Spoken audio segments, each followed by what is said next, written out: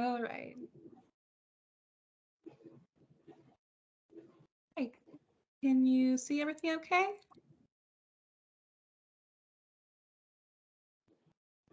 I see it. Okay, great. Thank you. Okay, I'll go ahead and get started. I'm Ariana again. I'm with the Low Income Household Water Systems Program with Washtenaw County, and I'm excited to tell you about our program. So LIWAP is a direct payment assistance program directly for water and wastewater arrearages, or if a resident is in a disconnection status as well. Our program is a short-term program. It's a 2-year program. We're about halfway in at the moment. It ends in September of 2023. It's federally funded and created by the Health and Human Services. And it's federally funded, which means it goes all over the country, and it's implemented in several different community action agencies like ours. So our program provides up to $650 towards their pass-through water bill, or up to $2,000 for special qualifying homes. These homes have to have a person under 5, a person over 60, or a person with a disability in the home. Okay, to qualify for LIWAP, a client has to have a residential account. They must be in an arrearage or a disconnection status. They must be income qualified either through either at 150% of 150% of the federal poverty limit, depending on their household size, or they can automatically income qualify if they have food assistance through SNAP or SER, TANF, or SSI as well. So how our application process kind of works is we go to several different water providers around Washtenaw County and have them set up with LIWAP. And once they do, they can go ahead, residents can go ahead now and apply either through our website, which is just washtenaw.org/LIWAP, or they can apply through me, either through phone or by appointment. Once a client is approved, their payment is made directly to their water provider, and that takes about a week and a half, depending on the resident.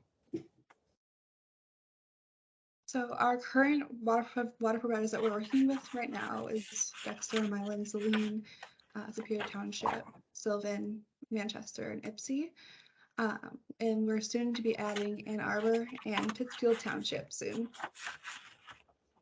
So far, we've been actively taking applications for about 3.5 months, and we've served just about 50 clients, and totaling about $25,000 in assistance so far. All right. If anybody has any questions, I would be happy to answer.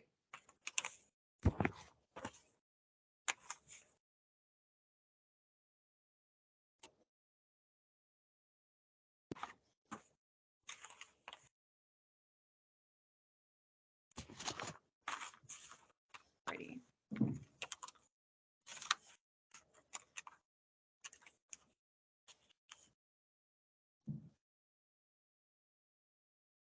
Okay, I'm seeing some of the chat. Let's see. Ambrose, if you're talking to us, you're muted. I see your mouth moving. Thank you. I was just pointing out that Emily had a question in chat. Okay, I see it. Yes, Emily. I'm sorry. Short answer. Either of us can answer that question. If you have a water bill that is not through a participating municipality, or it's a landlord bill, please submit a barrier busters request.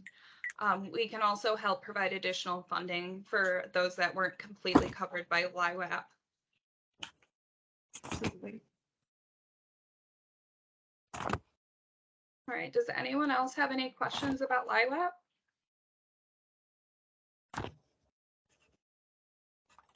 All right. Thank you. All right, thank you so much. Thank you, Ambrose, for inviting me. Really appreciate you spreading the news about LIWAP. All right, so our next presenter is from SafeHouse. I do want to note that this month is Domestic Violence Awareness Month.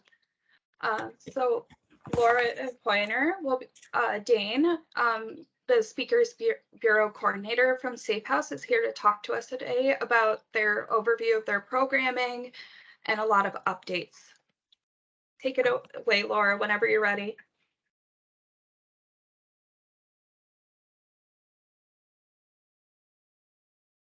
Oh, we can't hear you if you're speaking. Sorry, just getting the nice screen share out right at the moment. Oh, no problem. Take your time. Okay. Can everyone see my PowerPoint okay? Yeah, we can see it. Awesome. Thank you so much. So thank you for letting us come here today. As it was shared today, or not today, but the month of October is Domestic Violence Awareness Month. And we know that everyone in the community works with survivors through their intersectionality. They are coming to you, whether they're coming to you through barrier busters or other providers. You know, and they're bringing their stories with them. So we wanted to share a little bit about how to support survivors of domestic violence and sexual assault. And yes, I'm going to talk a lot about our services too. So I'm just going to, you know, objective wise, we're going to go over the definitions, recognize what those abusive tactics are, going over how to support survivors, and going over trauma-informed care. So a little bit about SafeHouse Center services. Our mission is twofold. We're here to support survivors through safety and advocacy, information, resources, and referrals, but then we're also here to change the attitudes and beliefs of our community. And that's through doing these presentations, through partnerships, doing prevention education in the high schools. We really are trying to, you know, change the way that our society views survivors, and working our goal is to work to have communities free of domestic violence and sexual assault. So a little bit about our eligibility and philosophy of services is that we focus on intimate partner violence and sexual assault. And so our SafeHouse Center services models focuses on the feminist-based model, the peer-based model, and also the empowerment-based model. And so to break that down a little bit is that we're here honing in our foundation of history on the feminist model, that this all started because of oppression of women and how we're treated in society. However, we serve all survivors, no matter what identity. Our peer-based model believes that we are not the experts in the room. The experts actually are the survivors who we are seeing. And our empowerment-based model is focusing on the fact that we want survivors to want the service, and so we don't force anything on them. They've already had enough power and control taken away from them in these abusive relationships, and they know their situations and their resources the best, and they are capable of self-determination. All of our services are completely free and confidential, and we work with anyone who lives, works, attends school, or were assaulted in the Washtenaw County area. So here's a little bit about our services of what we do. So we're more than just a shelter. I think everyone in the area knows us mostly for our shelter services, but we actually have a lot of opportunities in the community. So if we're unable to shelter at any point in time, or if someone's not interested in shelter, we have all these other opportunities for them. So we are focused on crisis intervention models. We're a short-term crisis support and advocacy center for any survivor of domestic violence and sexual assault.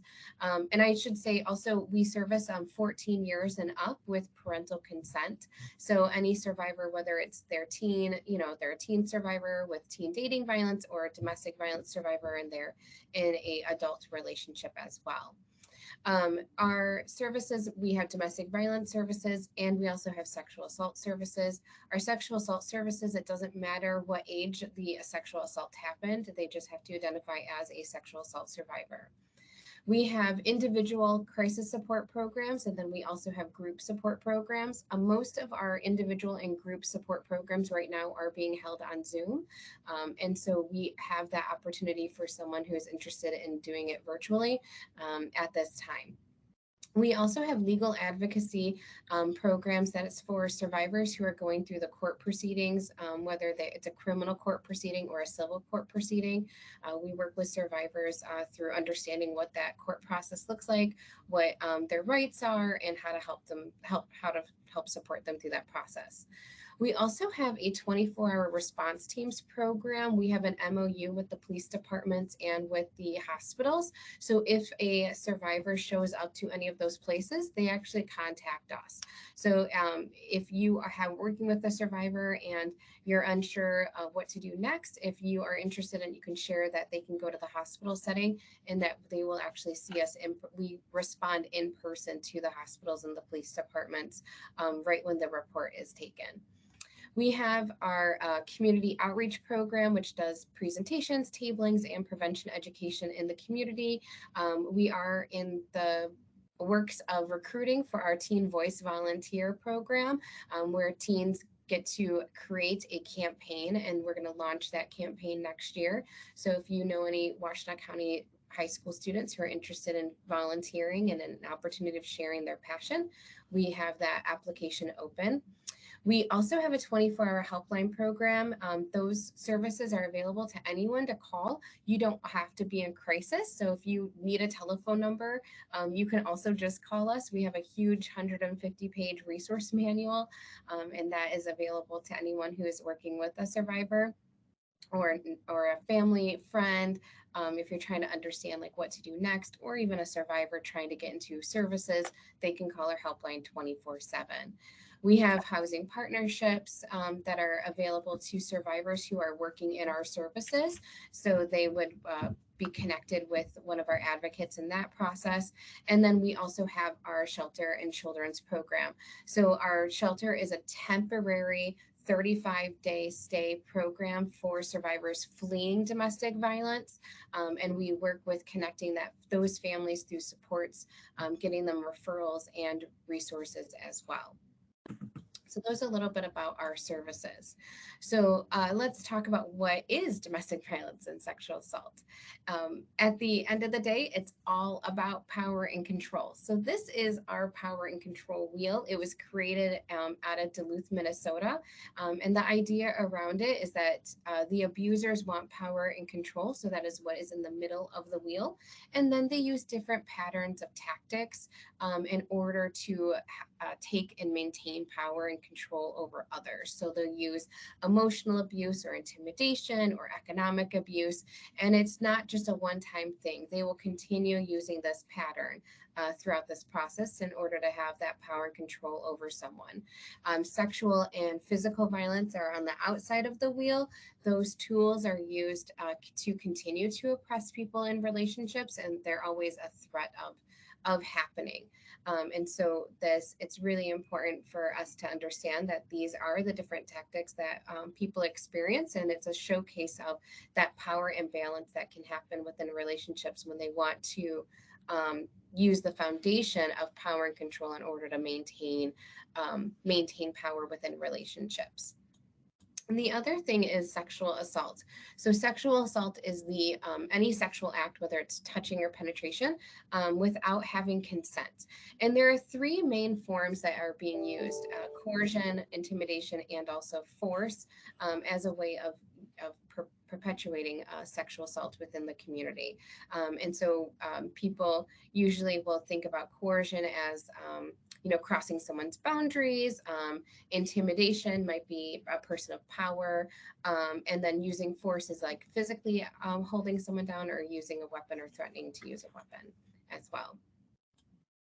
So this affects everybody. We know that it's, specifically gender-based violence is happening to women. However, it does cross all races, classes, and all identities. It's a misconception that it's just happening to women or it's just a women's only issues, but it does impact every member of society. And we want to hone in on that because of the intersectionality of working with survivors, that when you are seeing them as service providers, they're bringing everything with them. They're not just bringing their survivorship with them, they're bringing their race with them, they're bringing their language, they're bringing their gender, they're bringing, their religion, so we want to make sure that everyone has a good understanding. From Dr. Kimberly Crenshaw coined this, that these social categories are overlapping, and they continue to also show systems of discrimination as well. And so this also is what survivors are experiencing and going through too. And so this leads into what barriers that survivors may face. And so there's different barriers that survivors go through, and we wanted to showcase that these are some of our common ones that we see. So it could be that they have a lack of information about, their resources or the legal rights, their processes, their procedures. They have a lot of shame, a lot of blame, a lot of victim blaming. They're concerned of their mental health concerns being used against them. They're concerned about deportation. They're concerned about not having a translator or interpreter if they don't speak English, and they're concerned about not having opportunities of sharing their story. So there's a lot of barriers that go into working with survivors, and why they might not disclose. And so we also wanted to share that there's disclosing. A lot of people say, like, well, why doesn't they, why can't they just leave, or why aren't they just telling someone? And it's very hard to go through that process. And so there's a lot of feelings of shame and blame, fear of retaliation, and also they might not identify this as abuse. So there's all sorts of different things that can come into play. And survivors will only disclose if they feel safe and supported. And a survivor's outcome is going to be dependent on how their disclosure is received as well. And with that, we also want to remember that there is a lot of trauma. And so the neurobiology of trauma, this is a natural thing that we have as humans. And so when a traumatic event comes into play, we go into these 4 modes. We either fight, flight, faint, or freeze. And so this is also going on for survivors as well. And so we want to make sure that we have that understanding. So here's the tools that I want you to take away today of supporting survivors. It's through a trauma-informed lens. So the 4 R's of trauma, is realizing what's happening. So thank you for Barrier Busters for bringing us here. That's part of that realizing. Now we need to recognize what the signs of trauma are. So that's the power and control wheel. And then we need to respond to it. And what does that look like? And make sure we're not re-traumatizing people. And so we want to also make sure that everyone has an understanding that experiencing domestic violence and sexual assault is traumatic, but also there's so many different ways of people responding to the trauma because of that neurobiology of trauma. So it's going to be very different for everyone. So here are some common reactions, emotional reactions that you might see. You might see some fear, depression, some shame, anger, and some loss of control. You might also experience some survivors experience fatigue. They might have vulnerability or distrust within the systems, embarrassment. They might be hypervigilant. They also might have some confusion over what's happening. They might have a lot of that victim blaming and shame with, if I say something, they're going to blame me, or I deserved it. And then with the aspects of like social aspects is that they start having some isolation. They self-isolate as well. And so here are some things to take with you on responding. We want you to think about just listening and not judging a person. We want you to make sure that they know it's not their fault, not blaming them for what's happening, allowing them to decide what's happening, giving them the buffet of options. Here's what you can do. Here's what's going on, letting them know the processes and procedures. If you are a mandated reporter, let them know that. Let them know I have to do X, Y, and Z because these are processes and procedures in place. They don't know our systems, so let them know what that looks like. The other thing is making sure we're giving them expectations, consistent ones. We're bringing out their strengths. We're providing a safe place for them, and knowing that healing is not linear. It's ups and downs and backs and forths. And so they might also have an overwhelming feeling within that way. in our society, we victim blame. It's really easy for us to do that. And so we want to make sure that we're not victim blaming when we're working with survivors. We don't need to ask them why. We don't need to ask the shoulda, coulda things. We don't need to get irritated with them in any way, shape, or form.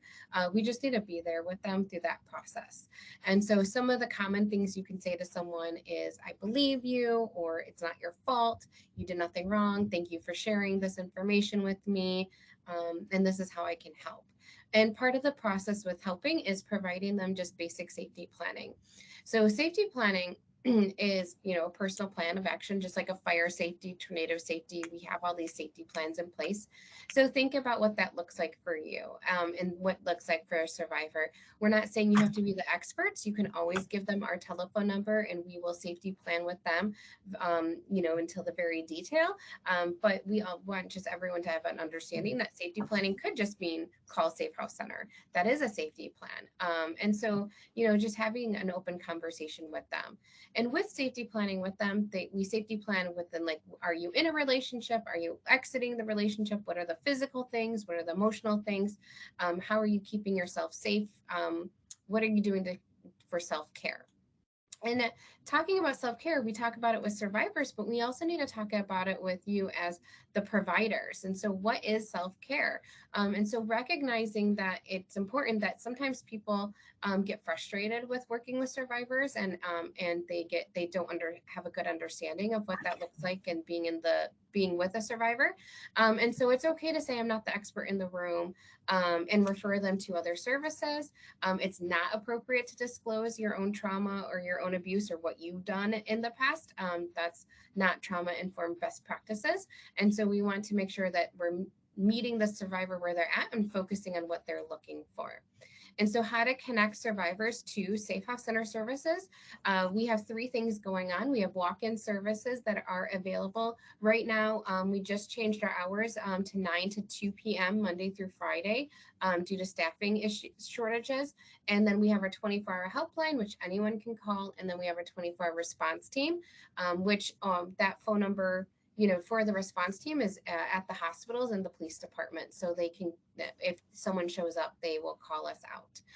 And so that's a way of getting our services, anyone connected to our services. That's the three fastest ways to get into what we have to provide. And because of our empowerment model, we only provide services for people who want to engage in our services. So that's one thing. We won't do, assessments with people. At the same time, it has to be with the survivor alone, and that's also because of confidentiality. So it's a little bit about how to support survivors, and I really appreciate you letting me be here today to share that information. And if you're interested in having us come and do extra trainings or anything about supporting survivors, I'd be happy to share my email in the chat. The PowerPoint's not available because of intellectual property, but we have some handouts that we have provided to you. So thank you so much, and I'll stop screen sharing.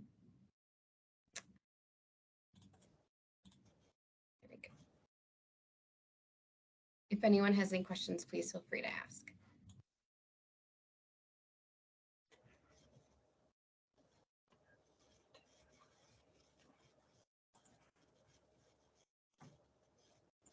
Emily, if you're trying to talk, we just can't hear you right now.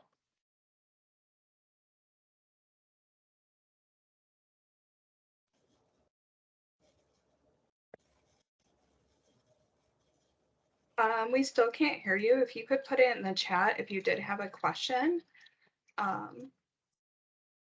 Don't see any other questions or hear any other questions, so we'll go ahead and move on to our next agenda item.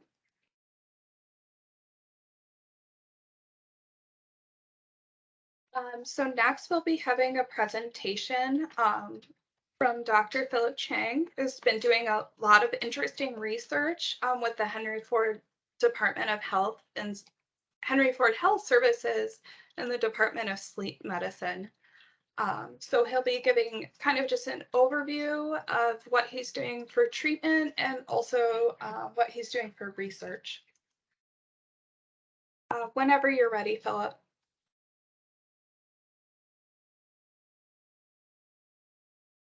All right. Sorry, everything moved once I shared my screen.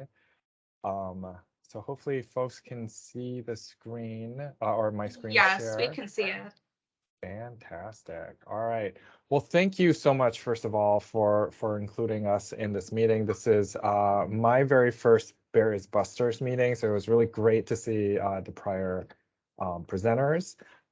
As Ambrose mentioned, my name is Philip Chang. I'm joined with my colleague, Ashley Rapp, and I'll let her say a little bit about herself in a minute. But I am a clinical psychologist here at the Henry Ford Health. And I am licensed and have the ability to see patients, but my role in the health system is really more in the clinical research area, and I function as a clinical researcher in this space. And I run a research program that really looks at how we can improve the implementation and dissemination of sleep health services to vulnerable populations, including those with lower socioeconomic position. I'd love I'm here today to talk about one of our new programs that we're trying to launch, talking about trying to diversify our health sciences. Ashley, would you like to say a little bit about yourself before we jump in? Yeah, thanks. Really quickly, hi everybody. My name is Ashley. I am an epidemiologist at Henry Ford Health. And like Phil said, this is actually my first time joining this meeting too, and getting to see all of the interesting things that everyone's working on. So I appreciate really just being here. And yeah, looking forward to hearing what everyone thinks about our presentation. Awesome. Thanks, Ashley. Okay, so let's jump into our agenda just so we sort of know where we're heading. So I'd like to start off by describing the problem at hand, which is really the lack of diversity in health sciences research as a whole. Then I'd like to get into a little bit of our proposed solution and then talk a little bit about an example of a research program that I run that is trying to increase diversity in our research program, and then end with a couple actionable items. So to start off with, I'd like to really get us on the same page around why we should care about the lack of diversity and or representation in the health sciences research. And there are lots and lots of different examples of this, but I felt this one was probably most timely and relevant. And this is really a case study about oximeters. And some of you may have come across this work around oximeters really not performing as well with individuals with darker skin, because one of the ways that the oximeters work is they go through the skin to look at blood oxygen, and if you have darker colored skin, the equipment may not work as well. But this was a case study from actually Dr. Luby Gordon, who is a Black American physician working out of the Boston Medical Center. And her son, who was on the younger side, had actually been very sick with COVID. And at this point, she was on the phone with a triage nurse at a Florida hospital, actually. And she was essentially trying to get her son admitted for services. And ironically, she was saying, although he is looking pretty short of breath, the oximeter that she had was showing that his oxygen levels were pretty good. And so the nurse was basing some of her decisions around hospitalization from the pulse oximeter clipped to his finger, and this is pretty standard practice. But this assessment did not feel right to the mother and a physician at this point. And so she ended up advocating for her son, as I think many of us end up having to do when we're interacting with the healthcare system. And it's, in this case, because she herself works in the medical system, she was able to get her son admitted.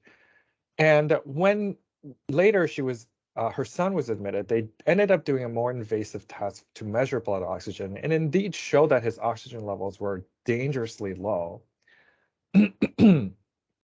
Excuse me. Happily, this is a positive ending. The patient was treated and ultimately recovered from COVID-19. But even as a Black physician herself, Dr. Luby Gordon wasn't fully aware of how these devices could be so misleading.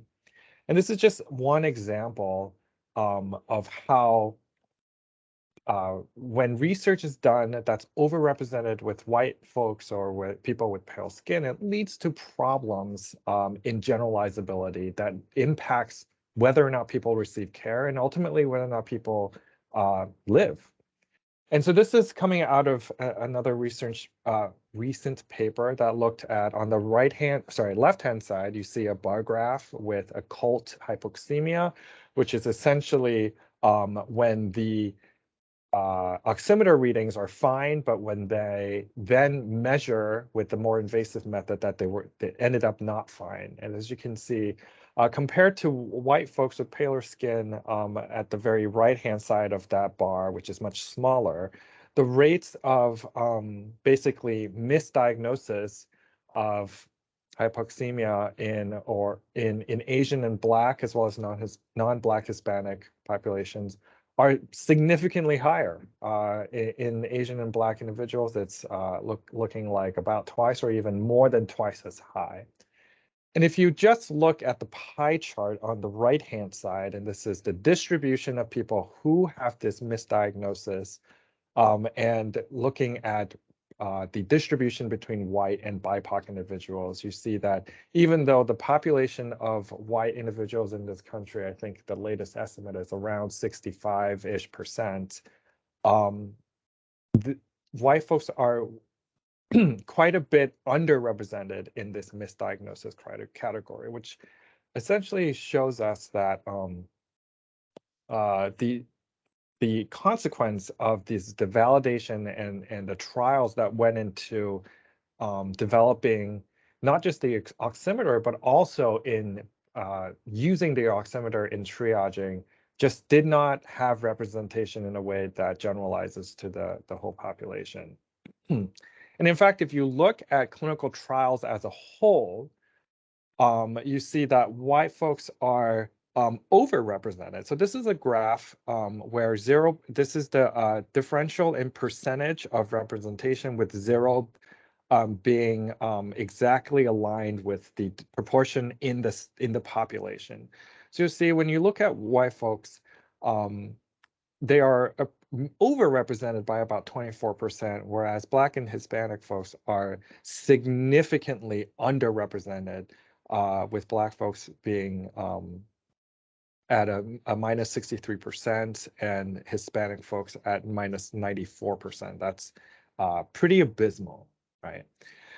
And so this is a huge problem that is ongoing. As you can see, the issue with oximeters are recent and ongoing. This, like I said, is not the only case study. There are other ways in which race correction happens. I'm sure many of you are familiar for cardiovascular health and whatnot, that leads to inequitable access to care.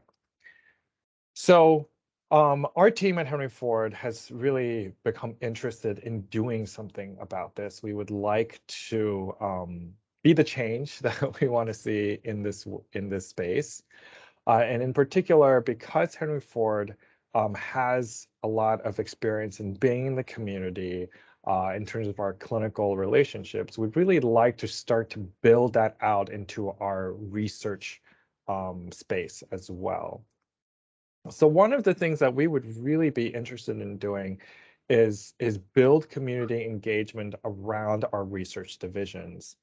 And we can see that in engaging patients and community members or other stakeholders is really an important and useful strategy for enhancing participation of underrepresented groups. And this is evidence-based, published in a national report on how we can improve this problem of underrepresentation of marginalized individuals in research.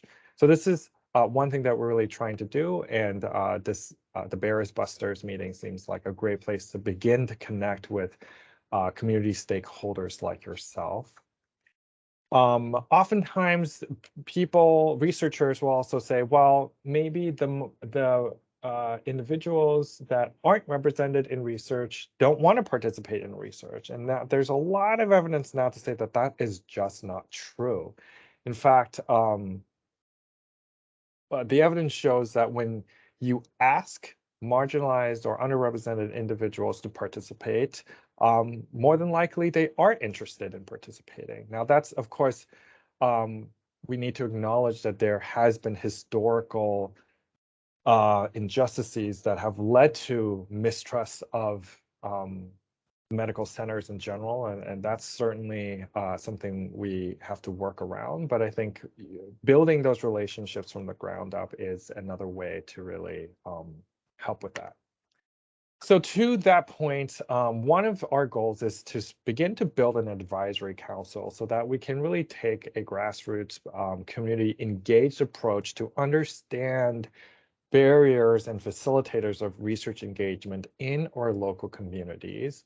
And so Henry Ford Health has a strong track record of building patient and family advisory councils around clinical care. Ashley is part of that group. And we would like to now extend that model for research engagement and really thinking about engaging our community members, not necessarily on clinical care and access to that, but really on engaging around our health disparities research. Our standard practice is when we recruit a council, that council members are compensated for their involvement.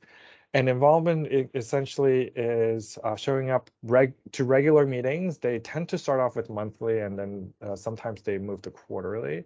These are meetings since COVID, of course, mostly happening online, but at some point we may pivot back to in-person meetings as well, and probably a hybrid, given that transportation can often be a barrier to access.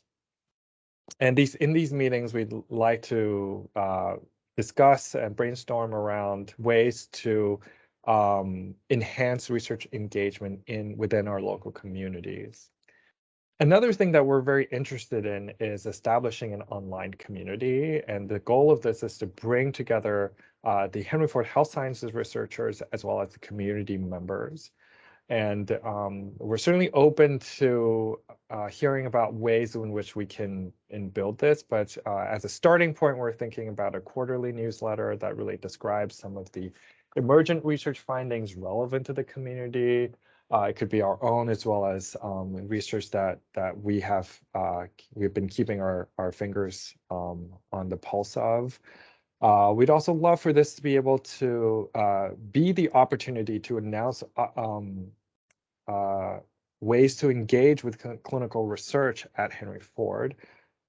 Going back to, if we make the ask, a lot of times the research shows that people are willing, but we have to be able to have a mechanism to make that ask. And of course, it'd be really awesome if we can also feature patient perspectives on the benefits of participating in research. A lot of our treatment trials really are a big help to our patients, especially those who don't normally have as much access to treatments. So I'd like to give you an example of an ongoing research program coming from my lab. So we are very interested in sleep. In fact, we position sleep as a non-negotiable biological state required for the maintenance of human life. And we go as far as to say our need for sleep really parallels the need for air, food, and water. And I think if any of you have experienced sleep loss over time, insomnia, for example, you may be able to attest to just how wide-reaching the impact of sleep loss can be. And the cool thing about working in the space of sleep health is that sleep affects almost all biological, physiological systems, going from just your cognitions to your risk for medical morbidities, stroke, diabetes, weight gain, even cancer. And so our ability to make a difference in someone's ability to get healthy sleep actually also has wide-reaching impacts for their ability to stay healthy.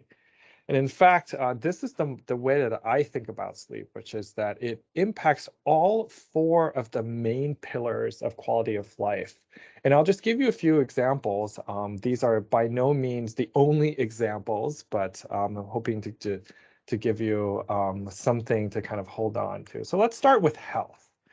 And one of the things we already know is that the number of hours of sleep is associated with all-cause mortality. So this is basically life or death, and in this case, death.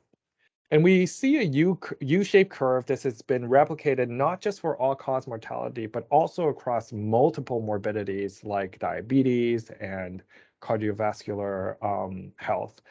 And essentially says that you can get too little sleep. And usually when we say too little sleep, we mean 6 hours or less.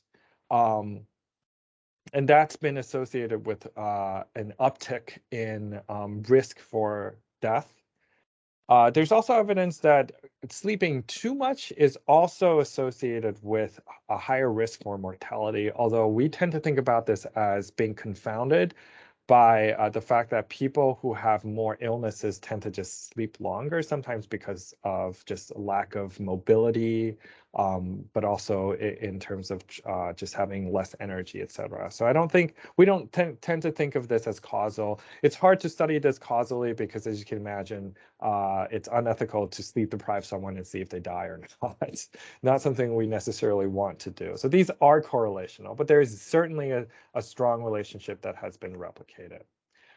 Because we're in COVID-19, I'd like to also present some vaccine efficacy data. This is not for COVID, but for hepatitis A.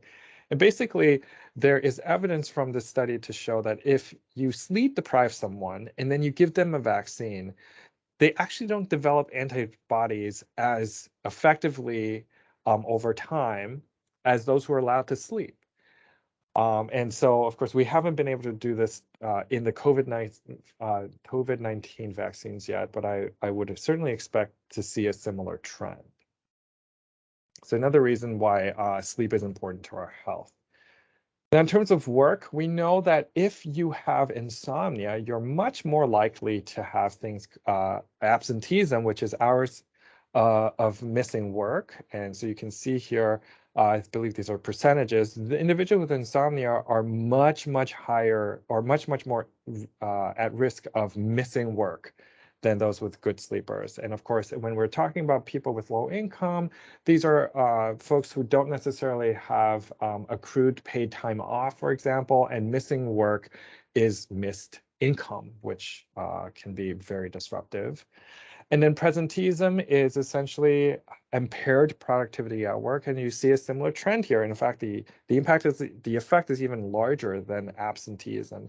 So people might show up to work, but if they have insomnia, they're not performing as well. And this, you may sort of think about this as being at risk for termination. And again, those with lower socioeconomic position may not have had the means to save. And so loss of a job could be extremely disruptive to their ability to maintain socioeconomic independence. Play is really important to our quality of life. And we see that when we compare poor sleepers with good sleepers, poor sleepers tend to do less activities overall. That in itself is problematic because we know that behavioral activation is a big piece of mental health. And if you're doing less activities, you're going to be less engaged. But also, if you look at the distribution between non-social versus social, you see that poor sleepers end up doing a little bit more non-social activities and significantly less social activities. And again, social engagement is a big part of mental health. And so when people are fatigued, they essentially are spending their time making sure that they go to work and make rent, and are not spending time with their loved ones as much. And a lot of this may be because of fatigue. We see that in people with insomnia, they report 28% or they're 28% more likely to endorse having less energy than others their own age.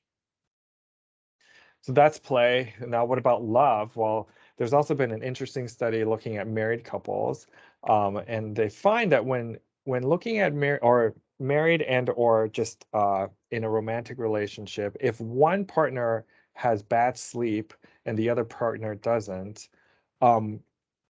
actually the partner with the poor sleep actually is more likely to impact their spouse or their partner to report depressed mood, feeling left out, and being in an unhappy marriage. So this insomnia sleep difficulty isn't just contained within the individual, it affects our loved ones as well in a pretty significant way. So that was a little bit of doom and gloom, but the question is, what can we do? What do we do about this? And one thing that is really great about the area of sleep health is we have a very robust treatment called cognitive behavioral therapy for insomnia, which we often shorten to CBTI. Now, the problem with CBTI is that there is a lot of people with insomnia, but not that many people who are trained to provide CBTI. And so one of the solutions that we have come up with is to really turn to mHealth or digital health as a way to increase access. And the good news is when we studied the use of digital CBTI, we found that it works if you do it. And so we compared it across different demographic groups, including race, sex, education, and income. And we know that it works. And not only does it work to reduce insomnia, it also works to reduce depression. And in fact, our lab more recently has gone even further to show that we can prevent future episodes of depression by providing this digital CBTI to folks. And this is to demonstrate how important, how big of an effect it is. Even physicians recommend this behavioral treatment, and I hope you can recognize just how much evidence there needs to be for physicians, for doctors to recommend a behavioral treatment as opposed to a medication. And so this is the American College of Physicians in, I think, 2017, really coming out and saying, if you have insomnia, cognitive behavioral therapy for insomnia is the first line treatment. Okay, so this is really the first thing that people should get, except for most people are still not getting it for different reasons of access and whatnot. But we're trying to work on that with this digital treatment. Now, unfortunately, in our research, we've also shown that even though it works if you do it, there are significant differences in engagement, particularly by socioeconomic status. So I'll just point out to here that that the differences aren't necessarily by race, but really we see significantly different rates of dropout by education. So if you have some college or less than that, high school, the rate of dropout is as high as 76%, which is much higher than we'd like it to be. And when we look at household income, if you're making less than $35,000, which I know isn't as low as some of the other programs have, but even at that level, we're seeing about 70% dropout rate, which is unfortunate because we really want to be able to make this not just accessible via electronic devices, but actually accessible in terms of people being able to complete this treatment. So one of our new studies that I'd like to tell you about is to see if we add a component of nurse coaching, can we improve treatment completion? And so this is a study that we're actively recruiting for that we'd love for you to tell your patients about, because not only is this a chance for patients to really receive the first line intervention, because all participants will receive digital CBTI. Some of them will have additional nurse coaching, but everyone will receive the first line treatment. And we really need representation around across socioeconomic groups. As far as I know, I'm one of very few investigators that is doing this work because it's just easier for investigators, researchers to recruit from people who already have access. But at Henry Ford, we're really trying to do the hard work of making sure we're increasing representation, and we're here to talk to you folks to see if we can be partners in this. So we would really would like to do a targeted recruitment of individuals who are in under-resourced communities. And the nice thing about this is not only is the treatment provided free of charge, participants actually are compensated for being part of this research study. So I hope that this is an opportunity that folks can take advantage of. And I've circulated some of these materials to Ambrose to circulate around the listserv too. So we'd really appreciate anything folks can do to circulate this. So as promised, here are some actionable items. We'd love for anyone who might have an interest in participating in our coalition building around representation in health sciences. This is specifically referencing the advisory council that we'd like to build. Many of you are important community stakeholders. We'd love any involvement from your end. And so we've put a short bit.ly link on the screen as well as a QR code scanner. This is just a way for folks to express your interest. If you have patient populations who you think might be interested as well, we would really, really love to get diverse perspectives onto this council. And let me also say again, this is a compensated experience. So we want to make sure that we provide people acknowledgement of their expertise, especially when they're coming with very important lived experiences that can help us do the work that we want to do. And of course, if you are a provider and you work with communities that have sleep difficulties and they could really use some help, we would really love for them to be part of our study. And I've put some information here on the slide as well as in a PDF that hopefully Ambrose will be able to circulate. So with that, let me just thank you very quickly for your attention. It's been such an honor to speak with such an engaged group of community stakeholders. And we'll take any questions. Ashley, do you have anything to add before we do that? Nothing additional to add from me, but again, happy to answer questions. I'm wondering actually really quick, these slides are sent out, right? So if people are interested in filling out the interest survey, they'll be able to grab that later on. I hadn't sent these slides out, but I'm happy to. Ambrose, is that an option? Yes, what I can do is upload a PDF copy to our website, but I can also email it out to our listserv so everyone has a copy. Perfect. Okay, and let me also, I'm going to stop sharing and let me also put my email in the chat in case people have questions or would like to connect.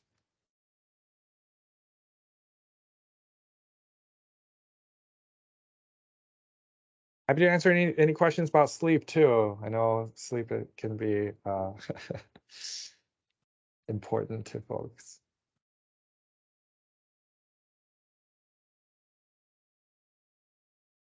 I guess I have a question. With the CBTI, is that more of like a traditional sleep hygiene program where you're just working on? Go ahead. Sorry. That's a great question. So it includes sleep hygiene, but the evidence shows that sleep hygiene as a standalone treatment is not an effective treatment for insomnia. So it's necessary, but not sufficient. Okay, thank you. And yeah, so a lot of providers give sleep hygiene. I'm glad that's happening, but we need to do more. And CBTI does more. And by the way, it's a 4 to 6 session treatment, so it's much more condensed compared to like CBT for depression or anxiety. And oftentimes, you know, I'll see patients who have had decades and decades of insomnia, and it's almost a little heartbreaking because, you know, in a few months we really can turn things around. It's a very effective treatment. And it just feels wrong that we have folks in the community struggling with insomnia for years and years on end when the solution is available. I guess my other question is, I know you're targeting low-income clients and BIPOC clients, but a lot of our frontline workers probably also suffer from insomnia. I'm wondering if they're welcome to join the research. Absolutely. We're not only recruiting for BIPOC and lower income. We just recognize that we have to be more intentional. But yeah, any frontline workers or anybody with insomnia, you know, we're not excluding for higher income or not being BIPOC. Great, thank you. Were there any other questions?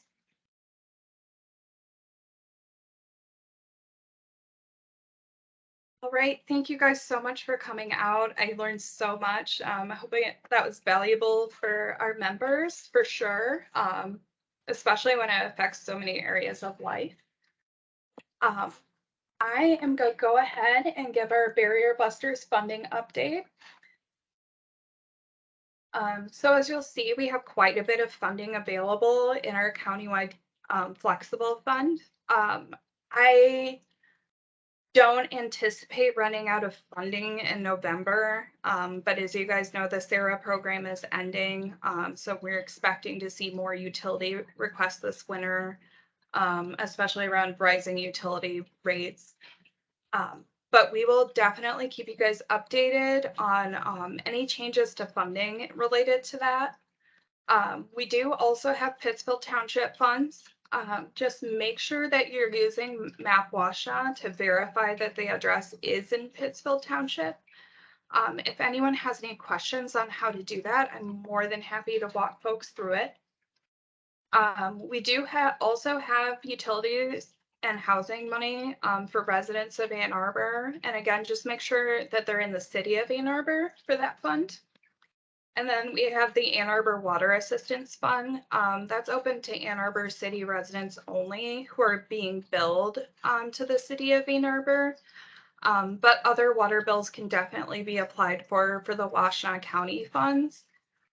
If we do see a client who might be eligible for Ariana's LIWAT program, we will definitely refer them over. We refer between the two programs fairly often. So we have a pretty good working relationship. Did anyone have any questions about funding or other barrier buster stuff?